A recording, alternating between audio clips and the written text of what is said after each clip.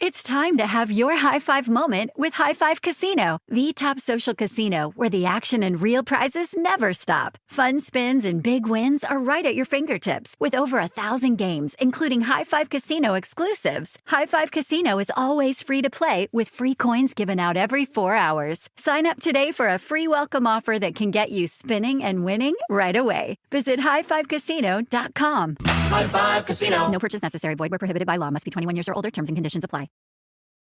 Hey parents, Greenlight is here to take one big thing off your to-do list, teaching your kids about money. With a Greenlight debit card and money app of their own, kids and teens learn to earn, save, and invest. You can send money instantly, set flexible controls, and get real-time notifications of your kids' money activity. Set up chores and put allowance on autopilot to reward them for their hard work. Then, learn about the world of money together. Get 1 month free when you sign up at greenlight.com/podcast.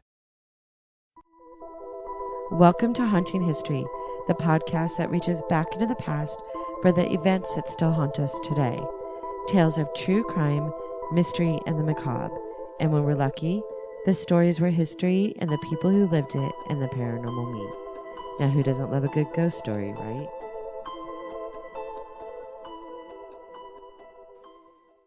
Welcome back to Haunting History Podcast. I'm your host, Kat. And I'm Carrie. Carrie, have you heard of Eastern Pennsylvania State Institution for the Feeble-Minded and Epileptic? That's seriously the whole name. I have not, and that's a crazy name. Yeah, and you go to Pittsburgh all the time. Well, then they called it. They just say Eastern. No, they actually called it Pennsylvania State Hospital, Pennsylvania Hospital for the Insane, Pennsylvania. Like they shortened it a little bit. Like it was most often Eastern Pennsylvania Hospital or Pennsylvania State Hospital. But the full name, when they opened it, was Eastern Pennsylvania State Institution for the Feeble-Minded and Epileptic. It's so sad. Like no, and it's sad. I hate the term feeble-minded and why people like epileptic. That's I mean, they're both medical conditions. Yeah. And it's just and they really almost sad. make it sound like it's like a mental like disease type thing, and that's not really, you know what I mean? Like you can't be in public. Yeah, exactly. Yeah, they can't be around quote unquote normal people. And before we get started though, I'm going to play a trailer for a podcast that I found, and I can't remember how I found it. If you've been listening for a while, know how I feel about ancestry. And I think what happened is they liked something of mine on TikTok, and it's a podcast called Low Ancestry.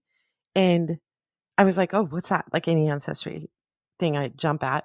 And I love it. She talks all about her ancestry and why it's called low ancestry and what low ancestry means. We're actually in talks about doing like a collaborative episode for both of us where she'll do some ancestry stuff and somehow it'll be tied into like a haunted location or something. I don't know what we're doing yet, but I want you all to take a listen to this trailer and we'll be right back. Do you think genealogy is stuffy or boring? Does knowing who your fourth great-grandfather is really even matter? Introducing Low Ancestry, a podcast where I, Karen Harding, an amateur genealogist, and someone who doesn't think genealogy is stuffy or boring, tells one story each episode to friend and co-host Kim McMasters, who, by the way, does think genealogy is boring and stuffy.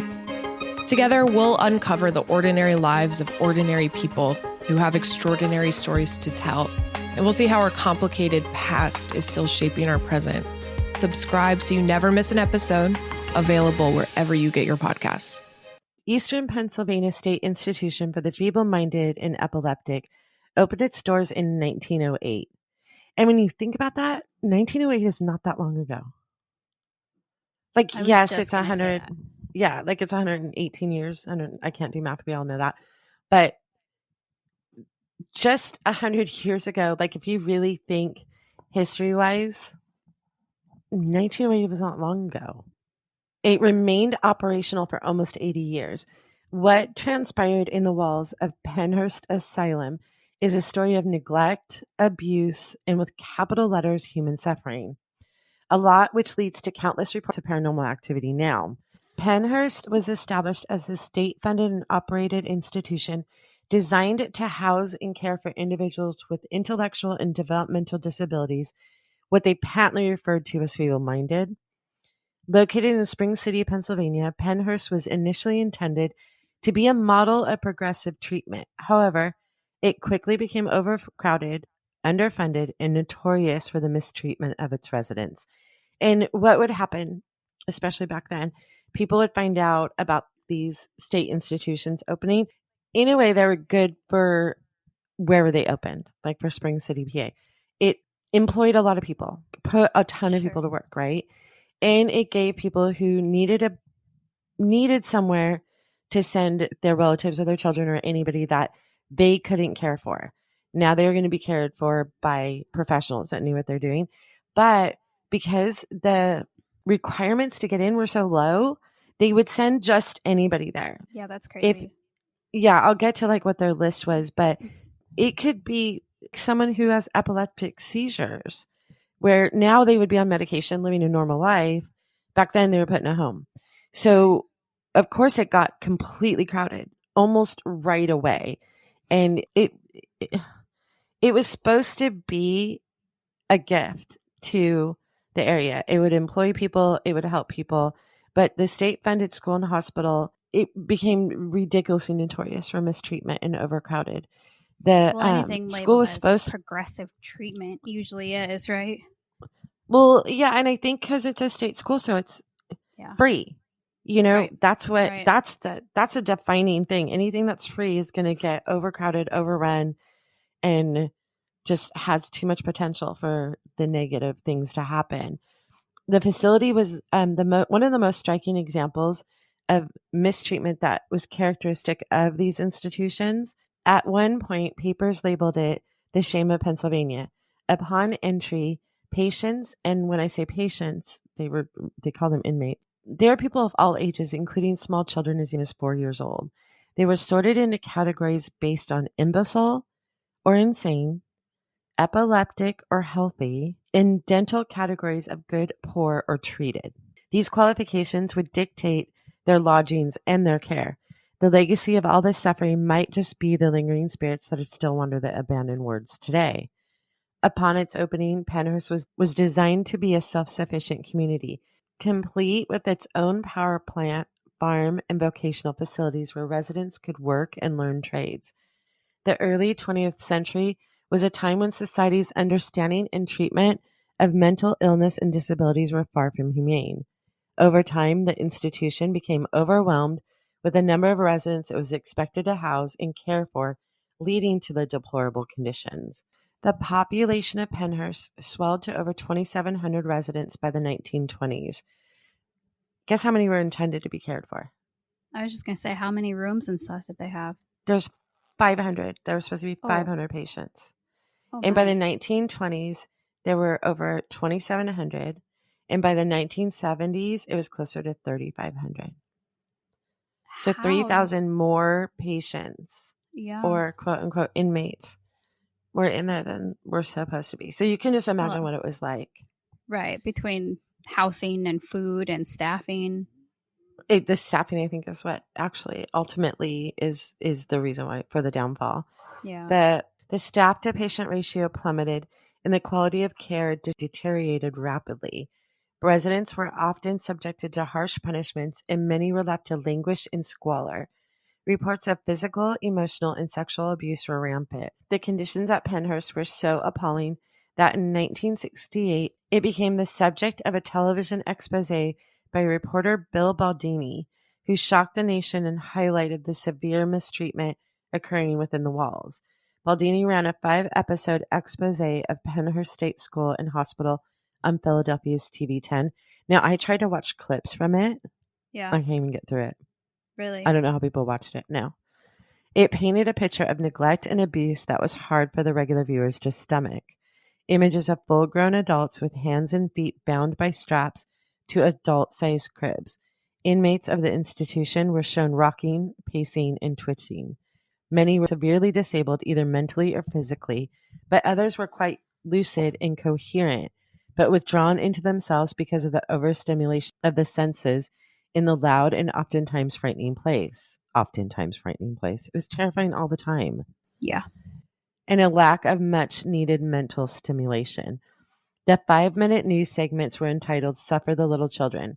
When one patient was asked by the interviewer what he would like most in the world if he could have anything he wanted, the sad and withdrawn reply was to get out of Pennhurst. The expose sparked outrage and led to a series of legal battles that ultimately resulted in the closure of Pennhurst in 1977. A class action lawsuit, Halderman versus Penn State School and Hospital, was filed on behalf of the residents, citing gross violations of their constitutional rights. The case dragged on for years. I think it actually went on for like 10 years, maybe even more. It eventually led to significant changes in the treatment and rights of individuals with disabilities. Pennhurst officially closed its doors in 1987, but the stories and spirits of those who suffered there seem to linger on. The abandoned buildings with decaying walls and eerie silence have become a hotbed for paranormal investigators. Many who visit Pennhurst claim to experience unexplainable phenomena, footsteps echoing in empty halls, and disembodied voices and apparitions of former residents. Throughout its almost 80 years of operation, about 10,600 people lived at Pennhurst. About half died in that institution, many due to the poor living conditions, according to James Conroy, a medical sociologist who studied Pennhurst. I immediately went down a rabbit hole looking at Pennhurst on Ancestry, and I came across a ton of Find a Grave memorials, and all of them had their death certificate attached. All of them. Oh. Which death certificates fascinate me because Same. I'm morbid and macabre. In Pennhurst, the cemetery at Pennhurst, every single person that's buried there, they have a death certificate attached to their grave. Wow. Which, I mean, for a genealogist, that's like a gift to go be able to go and find all that stuff. Some of them had listed simply Pennhurst State School, while others wrote out the whole entire name of Pennhurst School for the feeble-minded, blah, blah, blah. So many of them died with their cause listed simply as epilepsy. A lot, though, as young as 13 or 14, say myocarditis, which I had no idea what that was, so I had to look it up. And what I found is that myocarditis is usually caused by a viral infection in severe cases that can weaken the heart, causing death. So, like, kids as young as 13 are dying from... Wow. Yeah. Basically, because they're in this... just their environment. Right. They're sick, no one's taking care of them, and they're dying from a heart condition. I also found that the most heartbreaking death certificates, there were brothers both at Pennhurst. Charles Blocker, born in 1907, died at age 21. It said accidental drowning while bathing in the canal at Pennhurst. His brother Harry died at 16 of a compound fracture of his skull. And then in parentheses on the certificate, it says crushed trachea severed. And then they added caught and crushed in machinery. He was only 16. Gosh. So he was working because Pennhurst was self-sustaining. They had everything. They had a dairy. They had a laundry. They had everything that they needed there on site. So there's machines there. He must have been working on one of the machines at the farm. Oh, gosh. One 11-year-old, his name was Clarence Kunkel, has imbecility listed as his cause of death. That he was an imbecile. And that's how he died. Thanks for taking the time to see what was wrong with him. Right? Yeah. Valentine Augustine George Regent. That's his name. Valentine Augustine George Regent, age 21, listed cause of death to be accidental fall through skylight in 1925. Oh, because another that 16-year-old accidentally happens every day. Yeah, he just what was he doing on the roof to fall through the skylight? Another 16-year-old died of accidental drowning in the canal. I can't find the number of patients who are actually buried there, but Find a Grave has 104 memorials listed as being at Pennhurst. Many died of influenza or tuberculosis. A lot died of tuberculosis. It's just so sad. And I actually felt kind of bad because I would open one and just see the beginning of tuberculosis and then go the next one and then go the next one and go the next one because so many of them had that. I was looking for the things that had died like from unreasonable, like weird things. Right. Patients that showed misbehavior were placed in isolation there. Some wanted attention so badly that they self-inflicted injuries to get out of isolation. Patients who tried to bite a staff member, get this one kills me. Patients who tried to bite a staff member or other patients had their teeth removed. How is that not against the law before this lawsuit? Yeah, right. How is it not against the law? Why did it just in 1980 something? They're like, yeah, you shouldn't be doing that. Right. What the hell? And I mean, I could see like when it first opened in the early 1900s, 1908, like, different times. But yeah, once you But hit, even like, back then, like even in 1908, True. you don't take out you're people's not teeth. removing people's teeth. Yeah. There was one doctor by the name of Jesse G. Fear, which is a really good name. His name was actually Fear, tortured patients. And I was conflicted about this story.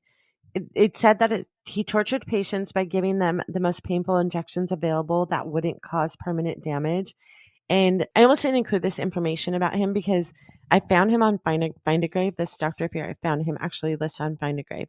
And one of his descendants who posted and runs his page, like everybody owns their pages on Find a Grave, seemed proud of the fact, like he posted on there that Dr. Fear worked at Pennhurst State School for the Feeble-Minded. And maybe I'm reading too much into it, but like he seemed like that was like this descendant had written it like it was a great title. So maybe this stuff about Dr. Fear was kind of blown out of proportion and he really didn't do really, really horrible things. But then I started looking around because this person had written, Dr. Jesse Fear had years of service as head resident physician at Pennhurst Asylum for the feeble-minded and epileptic. But while I was taking this little trip down my rabbit hole, so I was like, okay, this story about him, maybe it's blown out of proportion. Maybe he didn't really do it. One of his descendants, hopefully someone who knew him, had written this, like they were super proud that he worked at Pennhurst. But then I started like Googling him and looking further. And then I found a newspaper article that said suspension for doctor following probe, stating a resident physician at Pennhurst State School and Hospital has been suspended by the welfare secretary, Thomas George Jr., a department spokesperson said Friday. The spokesperson said Dr. Jesse Fear was suspended without pay for 30 days for using harmless but painful injections on patients. They took action after a personal visit to the school that Governor Schaefer ordered in an investigation of conditions. There is more to the story. Dr. Fear admitted to the injection. He didn't really have a choice, he said, and he didn't hide it, but he ended up appealing and winning, but then he quit at the end of it anyways. So he totally admitted that these poor people that are, like, they're basically inmates in an institution, right? Right. I mean, they are. Right. And if they act up, and like there was one story how there's one kid that acted up a lot, like he was like a teenager, but he's still a kid, acted up a lot and hurt another patient who was more docile and sweet and quiet. And the doctor got mad, which I can see you would get frustrated, right? But then he gave him a painful injection just to punish him. Because you can, because you're a doctor and you can. Right. Like, and how bad would this kid have been had he been receiving treatment in the first place? The proper care, right. Right. So I just, the fact that he admitted it really bugs me. So that's why I didn't take it out of the story. Well, and then a 30-day suspension too. Yeah. And then he ended up quitting.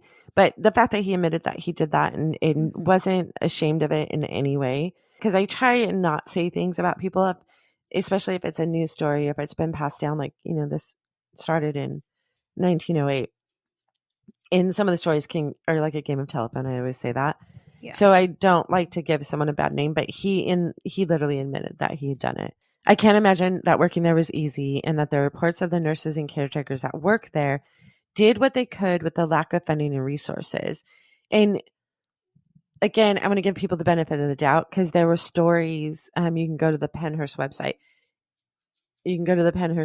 And you can see stories of people, descendants, writing about their family members who worked there and that they were loving and caring. And like one story, I think, was even someone had brought patients home for holidays. In fact, I might get to that. But I think the people at some points during the history had tried really hard to do stuff, but the place was overrun, irreparable. Yeah, it was too much. And due to the lack of funding and the resources, it's hard to imagine that Amy did good things because of the following stories, which I'm going to read you. On the Preserve Pennhurst website, I found information about the lawsuit that I was talking about. In this section, many of the residents have suffered physical deterioration and intellectual and behavioral regression during their residency at Pennhurst. Terry Lee Halderman, the original plaintiff in this action, was admitted to Pennhurst in 1966 when she was 12. During her 11 years at Pennhurst, as a result of attacks and accidents, she lost several teeth and suffered a fractured jaw, fractured fingers, a fractured toe, numerous lacerations, cuts, scratches, and bites. Prior to her admission to Pennhurst, Terry Lee could say Dada and Mama, Noi Noi, which I guess she meant no, Baba for goodbye, and Nana for grandmother. After her 11 years at Pennhurst, she no longer speaks. Good taste is easy to spot, but hard to pin down. You know it when you see it. And in today's culture, there's no greater signifier of taste than the car you drive. You want something sophisticated, but not stodgy. Daring, yet classic. Approachable, but with an air of opulence. It may sound like a rare find, because it is. And it perfectly describes the Range Rover Evoque. Drive a statement piece with pure presence. The Evoque is charisma in motion. This luxury SUV is artfully crafted and designed to stand out, and the reductive exterior is an elegant expression of Range Rover DNA. With clean lines, the minimalist design speaks for itself. The chiseled taillights give it a sense of motion. Even at standstill, you'll find quality materials and solid craftsmanship at every turn. And you can curate your interior with a variety of distinct themes and trim finishes. It's an elevated drive for elevated lives. Explore the Range Rover Evoque at LandRoverUSA.com. High Five Casino lets you play your favorite slot and live table games like blackjack with the chance to redeem for real cash prizes. High Five Casino has a giant selection of over 1,200 games, including hundreds of exclusive games only found on High Five Casino. It's always free to play, and free coins are given out every 4 hours. Ready to have your own high five moment? Visit highfivecasino.com. That's casino.com. No purchase necessary. Void where prohibited by law. Must be 21 years or older. Terms and conditions apply. Hey parents, Greenlight is here to take one big thing off your to-do list, teaching your kids about money. With a Greenlight debit card and money app of their own, kids and teens learn to earn, save, and invest. You can send money instantly, set flexible controls, and get real-time notifications of your kids' money activity. Set up chores and put allowance on autopilot to reward them for their hard work. Then learn about the world of money together. Get 1 month free when you sign up at greenlight.com/podcast. Terry Lee Halderman's medical records contain a listing of over 40 reported injuries. Jeez. So like all these people are saying like their parents or their grandparents or their aunt and uncle worked there and did great things, and I hope that there were some good people over the years that helped people. Sure there were, yeah. But you didn't instigate a change. You know what I mean? Right. 40 injuries to a girl from 12 to 24.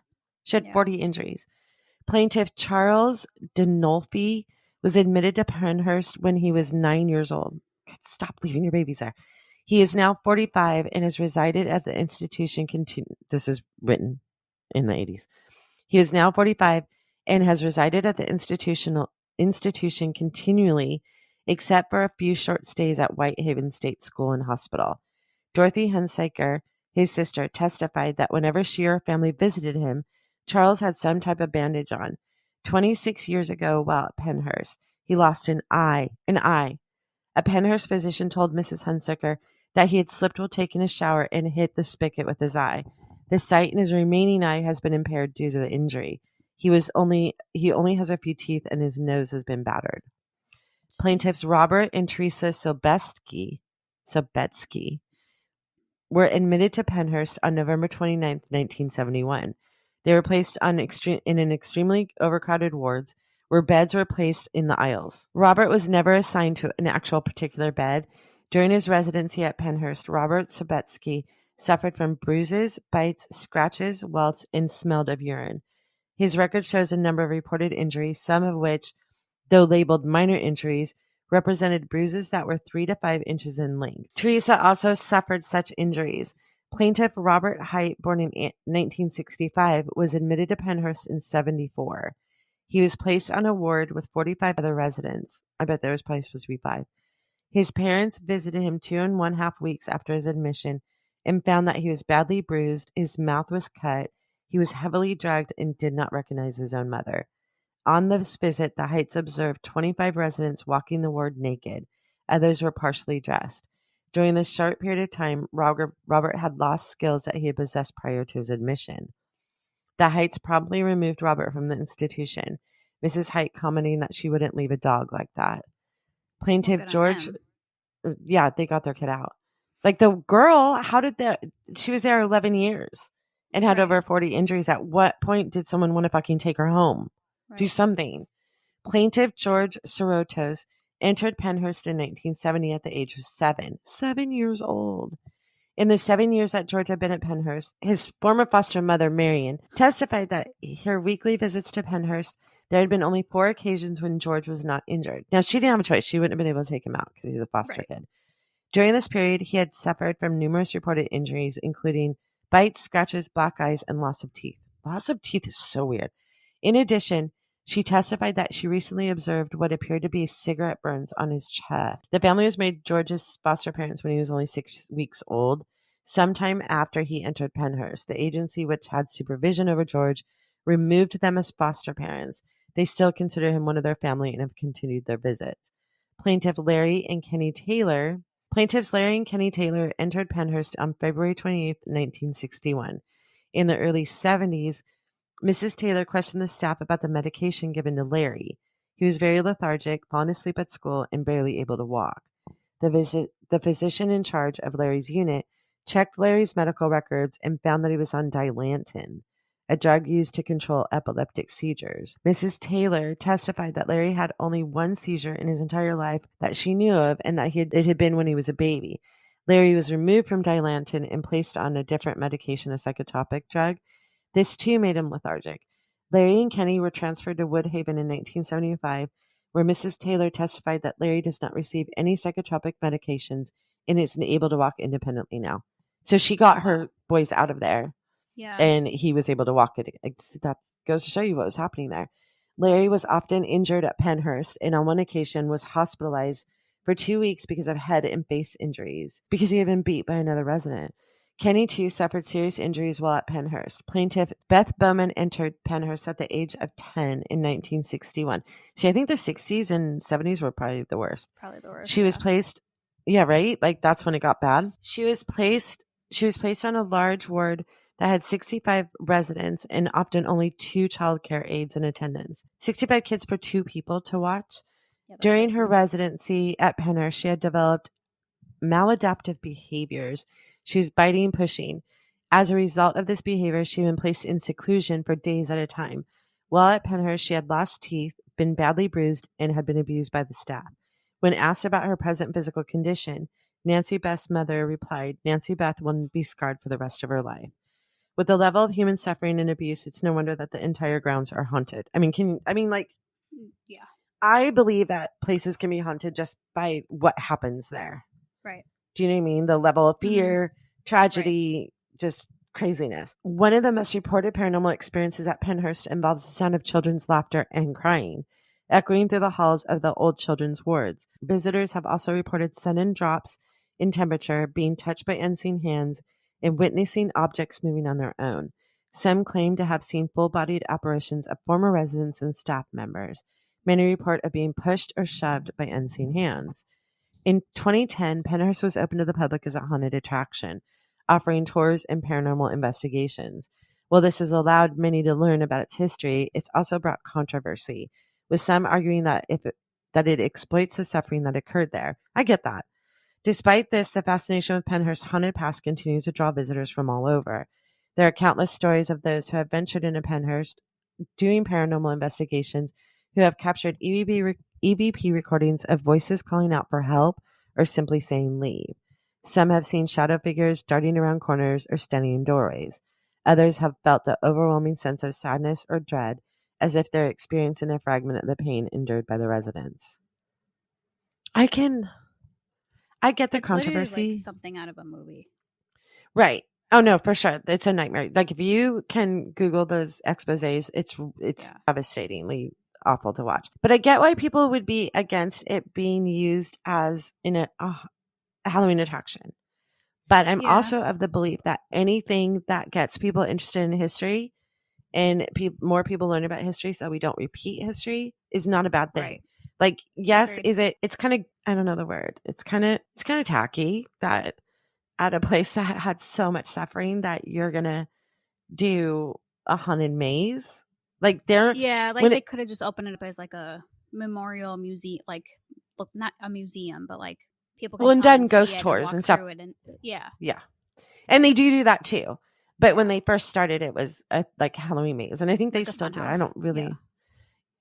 Yeah, and I get why people would think it was not in good taste. But I also totally believe that anything gets people to learn the history of something, I don't think that's a bad thing. Like it's probably not the classiest way to do it, but it's also fine too. Like I'm fine with it. One particular eerie tale involves the spirit of a nurse named Mary, who is said to still roam the halls, tending to her charges. Witnesses have reported seeing her apparition dressed as in an old-fashioned nurse's uniform, moving from room to room as if she's still caring for patients. There are also stories of a malevolent entity known as the King, who is believed to be the spirit of a particular cruel staff member. This entity is said to target visitors, causing feelings of intense fear and even physical harm. Some witnesses have even reported seeing the apparition of a little girl wandering around campus looking confused and a bit lost. The sounds of children playing and crying are really the most frequently heard. Despite the dark history and reported hauntings, there are those that believe sharing the stories of Pennhurst helps to ensure that mistakes of the past are not repeated. Amen. And to be honest, when Pennhurst first opened as a home for the feeble-minded, it was initially a fine place, and there were stories on the Preserve website of memories, and it sounded like people who worked there in the beginning really cared about their patients. Although on the census records, even the children, are listed as inmates rather than patients. In some of the memories, people remember the family members that worked there and that they would bring patients home temporarily for holidays and family functions. One even saying her grandparents took in a woman permanently who at 30 had been at Pennhurst since she was a child. So initially, I assumed the sounds of laughter were just creepy, AF. Why would there be an imprint of laughing there? But after reading some of the stories of the people in the beginning, people may have been okay there at first. It was the end that was the real house of horrors, a place no human should ever be forced to stay. When they were forced to close, all of the 1,100 patients were moved to private homes where they received 3-to-1 care 24 hours a day. Much too late for the people who suffered so much abuse and neglect. I found through the census records more death certificates. A Grace Good, 15 years old, died of asphyxiation due to aspiration of vomiting. She died while choking on her own vomit at 15. At 15. No one saved her. And they listed the contributing factors of her death on idiocy. Wow. I know. There's another story in Preserve Pennhurst who said their family member died the same way. She had no teeth and was eating cake in isolation, and no one was there to save her either. The hauntings at Pennhurst are to be expected, and the suffering was too great, too loud, too horrific to not have left its mark on the building and the grounds. And the changes that happen at Pennhurst, they're substantial. Moving people from an institution to a community was one of the most successful social changes of the late 20th century.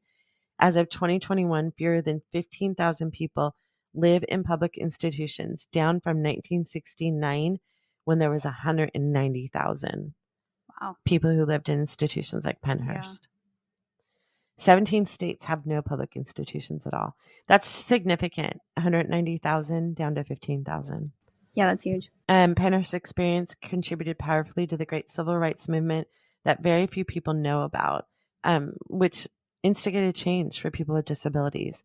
The terror and agony of the people who lived were not in vain. It changed America and the entire world. So, as awful as it is, yeah, and people can still visit Pennhurst. They have stuff that goes on during the year. I mean, all year long. And I'm pretty sure at Pennhurst you can still go. They have the Pennhurst Asylum, which is, like their haunted attractions. But they also do paranormal investigations. They do overnight investigations. They do daytime tours.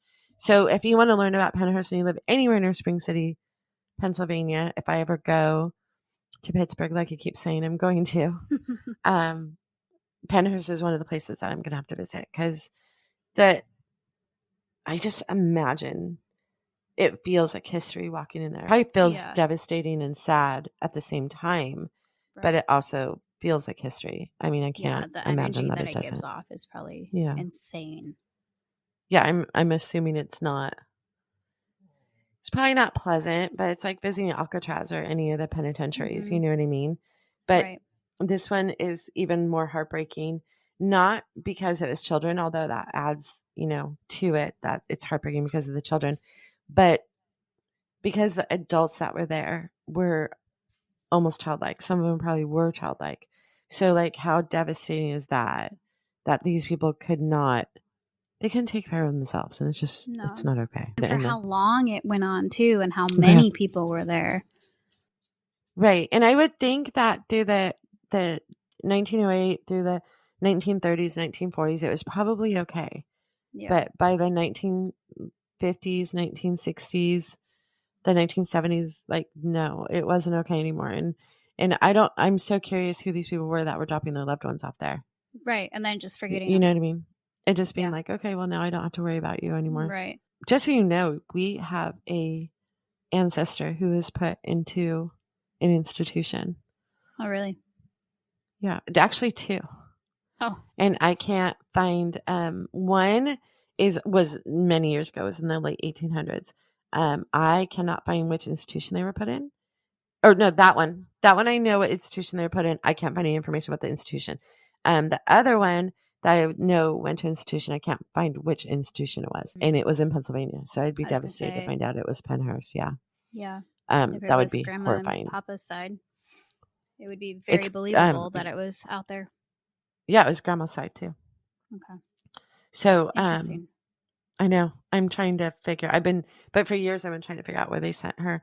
But being 4 hours, and Grandma had actually went there to visit. She remembers as a child going to visit, and she didn't remember where it was. She just knew it was really far, but she was a child. So really far, it could have been 30 minutes. It could have not been 4 hours. Do you know what I mean? So I don't know. But I would love to find out where it was. And if it was at Pennhurst, then I'm definitely making a trip out there. Yeah. Pennhurst in any form as a historical site or haunted house stands as a stark reminder of the importance of humane and compassionate care for all. Legacy serves as a cautionary tale, and whether you believe in ghosts or not, the stories that emanate from Pennhurst are a testament to the very real horrors that took place there. As we remember the past, let us hope for a future where such places are never needed again. Thank you for listening to this episode of Haunting History Podcast. We love hearing from you, so be sure to like, follow, and comment on Facebook, Instagram, and Twitter at Haunting History Podcast. And don't forget to subscribe, rate, and review wherever you listen to all your favorites. Visit our website at hauntinghistorypodcast.com for more information on each episode, links to our Patreon page, and all of our social media platforms. Until next time, I'm Kat. I'm Haley. Remember, the living are far scarier than any ghost.